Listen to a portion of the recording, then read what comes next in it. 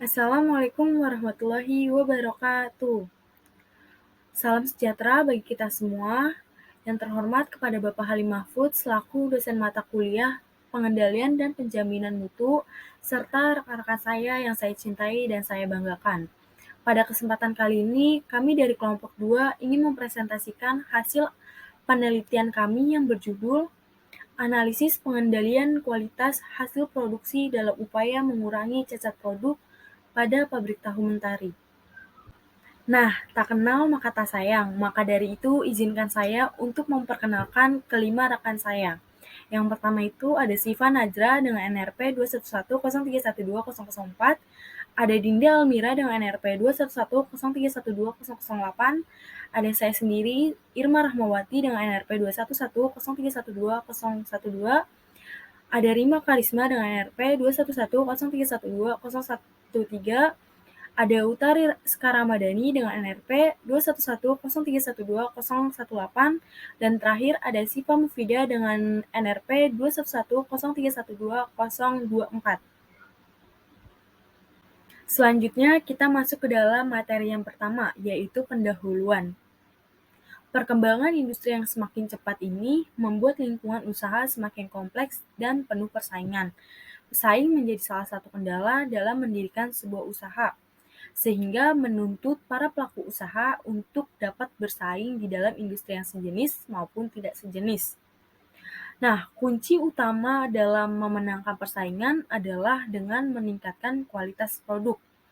Namun, masih banyak para pelaku usaha ini belum memperhatikan kualitas produknya. Seperti yang dikatakan oleh Nia Budi Puspitasari dan Arif Martanto pada tahun 2014, di mana produk yang cacat adalah sumber utama pemborosan yang dihasilkan oleh perusahaan. Nah, pabrik tahu mentari adalah salah satu jenis industri yang bergerak di bidang pengolahan pangan dari bahan baku kedelai. Dalam penelitian kali ini, kami menggunakan metode Statistical Quality Control atau SQC untuk mengendalikan kualitas dari proses awal pembuatan hingga mengendalikan agar produk tersebut sesuai dengan standar mutu yang telah ditetapkan oleh perusahaan. Adapun tujuan dilakukannya penelitian ini adalah sebagai berikut. Yang pertama, untuk mengetahui jenis-jenis cacat atau defek yang terdapat pada hasil produk pabrik tahu mentari, serta faktor-faktor penyebab adanya jenis-jenis cacat tersebut. Kemudian yang kedua, untuk mengetahui jenis cacat defek yang paling dominan terjadi pada produk yang dihasilkan. Dan yang terakhir, untuk memberi usulan perbaikan dalam rangka mengurangi cacat produk yang dihasilkan oleh pabrik mentari. Metode yang digunakan dalam penelitian kali ini adalah 7 tools. Nah, langkah pertama untuk mengidentifikasi dan mengetahui akar penyebab masalah dalam penelitian kami itu adalah analisis menggunakan check sheet atau lembar pemeriksaan. Nah, menurut Iwono tahun 2013, check sheet atau lembar pemeriksaan itu merupakan alat untuk pengumpulan dan analisis data. Nah, informasi yang terdapat dalam check sheet produksi tahu di pabrik tahu mentari ini itu meliputi waktu pengamatan atau pemantauan yang dilakukan selama 1 minggu mulai dari tanggal 1 sampai 7 November tahun 2022. Kemudian jumlah produksi perharinya, lalu jenis defek yang dihasilkan yaitu tahu tidak mekar, tahu tidak simetris, dan tekstur tahu yang lembek, diikuti dengan jumlah defek pada tahu yang dihasilkan setiap harinya. Nah, dari sini dapat diketahui untuk persentase defek pada produk tahu ini adalah sebanyak 1,28%, di mana nilai tersebut belum dapat dinyatakan apakah defek yang dihasilkan ini melebihi batas toleransi yang seharusnya atau tidak, karena pihak perusahaan ini belum memiliki standar untuk menoleransi jumlah defek pada hasil produksi. Nah, untuk langkah yang kedua itu adalah menggunakan histogram. Nah, menurut Manahan, histogram itu merupakan representasi dari distribusi frekuensi yang menggambarkan atribut data variabel pada susunan bar. Nah, untuk histogram data produk defek pada pabrik tahu mentari itu dapat dilihat seperti di layar.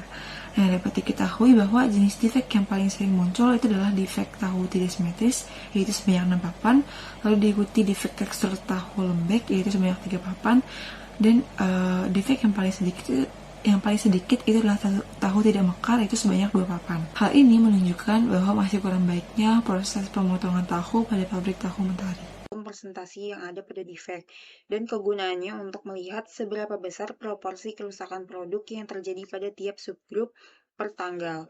Rumusnya P sama dengan NP per N. Keterangannya P sama dengan persentase defect pada produk, NP banyaknya produk yang mengalami defect pada tiap sampel, N banyaknya sampel yang diambil atau diperiksa dalam subgrup, dan hari yang diperiksa ke.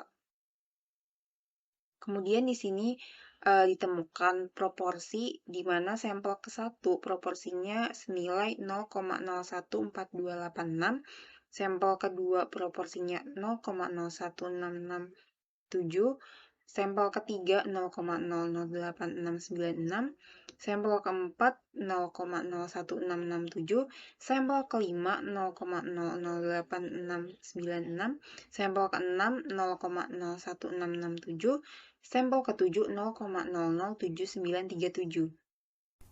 Selanjutnya ada central line atau garis pusat, di mana garis tengah atau garis pusat ini adalah rata-rata ketidaksesuaian produk, di mana CL ini rumusnya CL sama dengan P sama dengan jumlah total ketidaksesuaian defect per jumlah total yang diperiksa.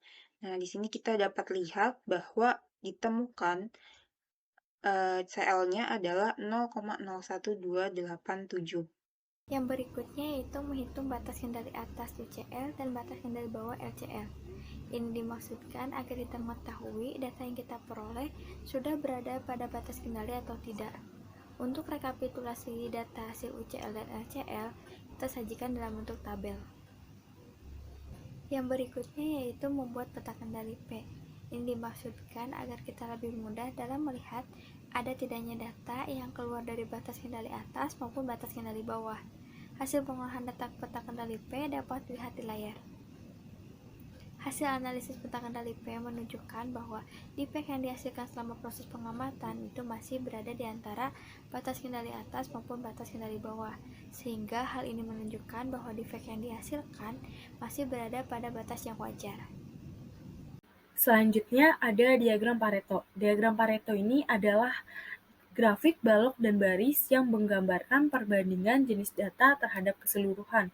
Nah, fungsinya itu untuk mengidentifikasi atau memilih masalah peningkatan kualitas dari yang teratas hingga yang terkecil. Contohnya itu ada di kiri layar, di mana ada Pareto chart dari pabrik tahu mentari. Terdapat 3 defect yang sering terjadi, yaitu tahu tidak simetris, tahu lembek, dan tahu tidak mekar. Dari ketiganya ini, terdapat 2 jenis defect yang paling dominan, yaitu tahu tidak simetris dan tahu lembek, di mana keduanya ini memiliki atau menyumbang kesalahan atau kerusakan sebesar 82%, sehingga harus dilakukannya perbaikan yang lebih prioritas. Yang selanjutnya ada diagram Fishbone atau diagram sebab akibat yang digunakan untuk menganalisis penyebab-penyebab dari masalah yang terjadi. Di sini terdapat gambar dari diagram Fishbone untuk defect produk tahu pada produk tahu mentari. Di dalam gambar ini terdapat sebab dan akibat dari defect tersebut. Berdasarkan diagram Fishbone tersebut, dapat diketahui bahwa akar masalah dari faktor-faktor penyebab defect produk tahu ada sebagai berikut. Yang pertama, faktor mesin, yaitu terjadinya kesalahan mesin yang tidak diduga ketika memproduksi tahu. Lalu yang kedua, faktor bahan baku, yaitu pemilihan kualitas kacang yang kurang baik disebabkan karena iklim cuaca yang tidak menentu. Lalu yang ketiga, ada faktor manusia, yaitu kesalahan manusia ketika menggunakan peralatan produksi saat memproduksi tahu karena human error. Lalu yang terakhir ada faktor metode, yaitu terjadinya kesalahan teknik yang digunakan ketika memproduksi tahu. Baik, selanjutnya pada slide ini terdapat flowchart dari proses produksi tahu. Nah, sebelumnya kita harus tahu dulu nih apa itu flowchart. Jadi flowchart ini merupakan alat bantu untuk membantu visualisasi proses suatu penyelesaian tugas secara bertahap untuk tujuan analisis, diskusi, komunikasi, serta dapat membantu untuk menentukan wilayah perbaikan dalam proses.